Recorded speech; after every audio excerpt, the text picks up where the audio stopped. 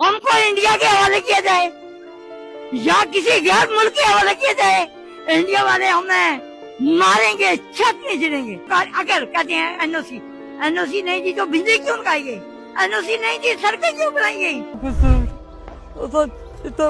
जद्दी पुष्टि रहने वाले बहुत ज्यादती हो रही साढ़े ना, मियाँ मेरा बहुत होया, मेरे 2 बच्चे 6 बेटियां ने। अस्सलाम वालेकुम। आज हम जिस टॉपिक के ऊपर बात करेंगे वो है 14 अप्रैल को इमाम बरी विलेज में इंक्रोचमेंट के ऊपर क्रैकडाउन हुआ। कुछ इस तरह से कि 14 अप्रैल को सीडीए जो उन्होंने क्रैकडाउन किया इमाम बरी के विलेज के ऊपर, जिसे वो ऑलरेडी मॉडल विलेज डिक्लेयर कर चुके हैं। उन्होंने कहा कि जी ये इंक्रोचमेंट है, ये लोग इलीगल रह रहे हैं यहाँ पे, और वहाँ पे उन्होंने जाके क्रैकडाउन स्टार्ट किया, लोगों के घर और उनकी प्रॉपर्टीज़ को तोड़ा, और उसके ऊपर ज़ाहिर सी बात है लोगों ने मजम्मत की, और उस रेजिस्टेंस में ज़ाहिर सी बात है कुछ लोग भी ज़ख्मी हुए। अब इस सब के पीछे असल कहानी क्या है कि आपने कहा कि ये जो लोग यहाँ पे 25-30 हज़ार रह रहे हैं ये इलीगल है, ये रावल लेक का एरिया को पोल्यूट कर रहे हैं, ये लोग एयर पोल्यूशन और वाटर पोल्यूशन इनकी वजह से हो रहा है। बेसिकली अगर देखा जाए तो इस्लामाबाद का जो एरिया है वो नीचे की साइड पे है और इमाम बरी और ये वाला इलाका ऊपर वाली साइड पे है, और इमाम बरी वाले जो प्लान है वो इस्लामाबाद के मास्टर प्लान में नहीं आता, लेकिन फिर भी इसे मॉडल विलेज डिक्लेयर किया जा चुका है कि ये एक लिमिट तक रिज़र्व रहेगा और उससे आगे नहीं बढ़ेगा। लेकिन फिर भी सीडीए क्लेम कर रहा है कि ये इंक्रोचमेंट कॉन्टीन्यूसली हो रही है और हमने इसके अगेंस्ट क्रैकडाउन किया है। ठीक है जनाब, आपकी बात 100% ठीक है। मेरा सादा सा सवाल ये है कि इस्लामाबाद का मास्टर प्लान बना है 1960 में, और 1960 के बाद ये सिटी डेवलप हुआ है। इमाम बरी जो विलेज है वो वहाँ पे 1960 से पहले से मौजूद है। ये पूरा इलाका पिंडी टैक्स से लेके टेक्सला तक ये हज़ारों साल पुरानी तहजीब है। यहाँ पे छोटे छोटे बहुत से गांव हैं जहाँ पे लोग रह रहे हैं, उनका ज़रिया माश, उनकी लिविंग, उनके बाप दादा यहाँ पे रह रहे थे। आप बाद में आए हैं, 1960 के बाद आप लोग आए हैं ना, वो लोग तो पहले से रह रहे थे, उनके बाप दादा पहले से रह रहे थे। और अभी वो जो 30,000 लोग वहाँ पे रह रहा है, जिनको आप कह रहे हैं कि ये अशराफिया की एयर और वाटर पोल्यूट कर रहे हैं, तो इनको यहाँ से धक्के दे के निकालो। वाई आमीन, आप बाद में आए हैं, वो लोग पहले से एग्जिस्ट करते हैं। ये सेम वही चीज़ है जो आपने अफ़गानियों के साथ की है कि अफ़गानियों को आपने पनाह दी, पाकिस्तान में आके वो रहे, उनके जो बच्चे यहाँ पे पैदा हुए वो अफ़गानी नहीं थे, वो पाकिस्तानी थे, क्योंकि वो पैदा पाकिस्तान में हुए उन्होंने अपनी ज़िंदगी में अफ़गानिस्तान नहीं देखा। फिर भी आपने उनके ऊपर अफ़गानिस्तान का ठप्पा लगा के उनको 2 महीने के अंदर अंदर कहा कि यहाँ से दफ़ा हो जाओ। यही किया आपने। अभी ये 30,000 लोग क्योंकि अशराफिया के लिए प्रॉब्लम क्रिएट कर रहे हैं, तो आप चाह रहे हैं कि इनको भी बुलडोज कर दें। हालांकि उस मॉडल विलेज को गवर्नमेंट ने अप्रूव किया है, अदालतों ने कहा है कि ये यहाँ पे रहेगा। 3 तरह की इंक्रोचमेंट बेसिकली 2-3 फैक्टर्स होते हैं। पहली चीज़, जो लोग आबाई वहाँ पे आबाद हैं, उनके बाप दादा वहाँ पे आबाद थे, वो उन लोगों का लीगल राइट है वहाँ पे रहने का। दूसरा होता है कि कुछ लोग माइग्रेट करके आए हों, ठीक है। तीसरा होता है कि माइग्रेशन भी हुई है और इलीगल जगह के ऊपर, गवर्नमेंट की जगह के ऊपर वो लोग बैठे हैं। अगर आप कहते हैं कि वो गवर्नमेंट की जगह पे बैठे हैं, तो ये जो लाहौर में ये दरियाए रावी के बेल्ट के ऊपर जो आपने हाउसिंग सोसाइटियाँ काटी हैं, वो किसकी जगह है? वहाँ पे भी तो लाखों लोग आबाद हैं। और आज आप इन लोगों को अगर कह रहे हैं कि इनकी बिल्डिंग्स हम बिल्डोज कर देंगे और ये जगह खाली करवाएंगे, तो एक सादा सा सवाल का मुझे जवाब चाहिए कि भाईजान, उन लोगों को, उन घरों के ऊपर बिजली का मीटर क्यों इशू किया गया है, वाटर कनेक्शन क्यों इशू किया गया है, गैस कनेक्शन क्यों इशू किया गया? अगर वो जगह और वो लोग इलीगल जगह के ऊपर बैठे हुए हैं, तो एक सरकारी इदारा इलीगल जगह के ऊपर बिजली, गैस या पानी का कनेक्शन कैसे इशू कर सकता है? इसका मतलब यही है कि आपके इदारे नाअहल हैं, उन्हें नहीं पता था कि ये जगह इलीगल है। तीसरा पॉइंट जो मैं यहाँ पे रखना चाहता हूँ वो ये है कि कराची के हालात आपके सामने हैं कि शहर का बेड़ा गर्क हो चुका है। लाहौर सम हाउ मेंटेन्ड है, आप फैसलाबाद जाके देख लें, वहाँ पे भी बेड़ा गर्क है।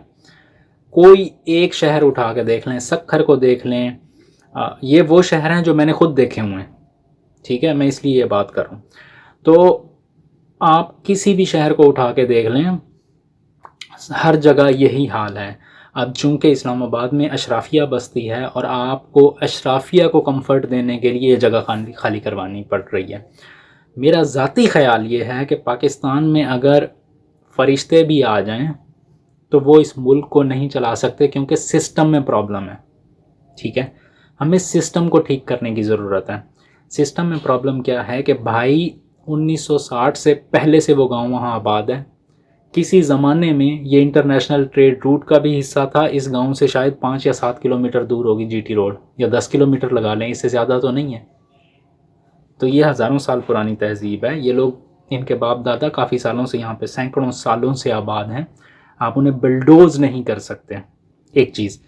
दूसरी चीज़, मैं आपको यहाँ पे एग्ज़ाम्पल दूंगा इस्तांबुल की।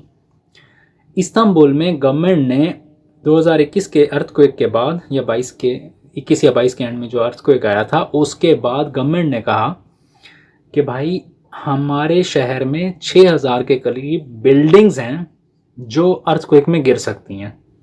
उन्होंने वो बिल्डिंग्स आइडेंटिफाई की। आइडेंटिफाई करने के बाद उन्होंने उसका मास्टर प्लान बनाया कि हम लोग इनको रीबिल्ड करेंगे। रीबिल्ड कैसे करेंगे? जो लोग यहाँ पे रह रहे हैं या जो लोग ऑनर्स हैं, उनको हम 3 साल का रेंट देंगे और उन्हें कहेंगे कि ये रेंट के पैसे लो, 3 साल जाके कहीं और आबाद हो जाओ, ठीक है। हम आपकी बिल्डिंग गिराएंगे, हम यहाँ पे एक नई बिल्डिंग बनाएंगे। अब मान लो अगर आपकी बिल्डिंग 10 फ्लोर की है तो हम नई बिल्डिंग 30 फ्लोर की बनाएंगे। 10 फ्लोर हम आपको दे देंगे जो आप लोग ओन करते थे पहले से, ठीक है। बाकी बचे 20 फ्लोर। वो 20 फ्लोर गवर्नमेंट सेल करेगी और उससे जो प्रॉफिट आएगा या जो पैसे बनेंगे उसमें वो जो एक्सपेंस हुआ है उस सबको कंपनसेट किया जाएगा। When a Nations go and find a solution, इस तरह के सोल्यूशन ढूंढे जाते हैं। आपने सीधा ये कहा है कि इन लोगों को खाली करो और बिल्डोज कर दो, तो भाई वो लोग कहाँ जाएंगे? आई मीन वो पाकिस्तान के शहरी हैं। आप उन्हें जाकर बिल्डोज नहीं कर सकते अनलेस कि आप उनका कोई अल्टरनेटिव लेके ना आए। तो यहाँ पे 2 पॉइंट्स हैं कि उन्हें निकालना इलीगल है। जो लोग वहाँ पे सैकड़ों सालों से आबाद हैं, वो लोग सैकड़ों सालों से उनके बाप दादा आबाद हैं, आप 1960 के बाद आए हैं। दूसरी चीज़, जो लोग इलीगल रह रहे हैं उनको आप खाली कर सकते हैं, लेकिन नोटिस दे के और उनका कोई अल्टरनेटिव ढूंढ के। अगर वो 10 या 20 साल से वहाँ पे रह रहे हैं और आपको नहीं पता चला कि वो इलीगल रह रहे हैं, तो भाई अब वो शहरी हैं इस मुल्क के, अब आप उन्हें निकाल नहीं सकते। उनकी लाइफ, उनका रोज़गार वहाँ से जुड़ा हुआ है। अनलेस कि आप उसका कोई अल्टरनेटिव लेके आएँ, प्रॉपर प्लान दें, उसको प्रॉपर पे करें, उनको कहीं पे सेटल करें और उसके बाद जाके आप उस जगह को खाली कर लें। बाकी इस मुल्क में ना कभी कोई इंसाफ हुआ है और ना ही यहाँ पे लोगों को या सिस्टम को इतनी सेंस है कि क्या करना चाहिए क्या नहीं करना चाहिए। ये इशू कई सालों से पड़ा हुआ है। जब ऊपर से प्रेशर आता है तो सीडीए या पुलिस या दूसरे महकमा जात डंडे लेके पहुँच जाते हैं, बिल्डोज़र लेके पहुँच जाते हैं कि इसको बिल्डोज़ कर दें। और अगर ये प्रेशर ना हो तो ये लोग सोए रहते हैं। वहाँ पे बिजली के मीटर भी इशू होते रहते हैं, वहाँ पे गैस के मीटर भी इशू होते रहते हैं, वहाँ पे पानी के कनेक्शंस भी इशू होते रहते हैं। लेकिन जब तक डंडा नहीं आएगा तब तक ये लोग सोए रहेंगे। और जब इन्हें कहा जाएगा, ऊपर से प्रेशर होगा कि भाई ये जगह खाली करवाओ, तो चले जाएंगे बिल्डोज़र लेके। इट्स ऑलवेज माई वे और हाईवे, बीच का रास्ता क्यों नहीं है? आपने इस सिचुएशन में यहाँ पे बीच का रास्ता प्रोवाइड करना है। This is what I think make sense. बाकी आप लोग अपनी राय यहाँ पे कमेंट्स में शेयर कर सकते हैं कि आपके नज़दीक क्या सेंस बनाता है। क्या उन लोगों को बिल्डोज करना और वहाँ से निकालना सेंसेबल है या उसका कोई अल्टरनेटिव प्लान होना चाहिए? एज अ पाकिस्तानी आप अपनी राय शेयर कीजिए। Let's raise a voice against it. आपका वीडियो देखने का शुक्रिया। अपना ख्याल रखिएगा। Thank you so much. Allah हाफिज़।